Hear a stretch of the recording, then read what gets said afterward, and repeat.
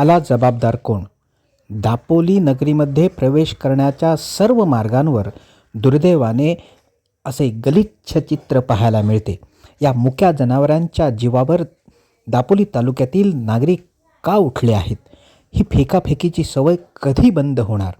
गलिच्छतेचा कळस दापोली दाभोळ रस्ता, दापोली खेड रस्ता, दापोली हरणई रस्ता, दापोली मंडणगड रस्ता, दापोलीच्या प्रवेशद्वाराच्या सर्व गावांच्या हद्दींवर अशीच भयानक परिस्थिती पाहायला मिळते.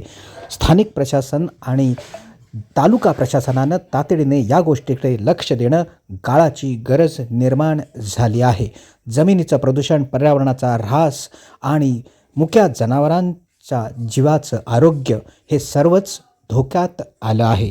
दापोली तालुका हा पर्यटन तालुका म्हणून जगाच्या नकाशावर येत असतानाच दापोलीच्या सर्व रस्त्यांची दयनीय अवस्था अतिशय गंभीर झाल्याचं चित्र दिसून येतं आहे.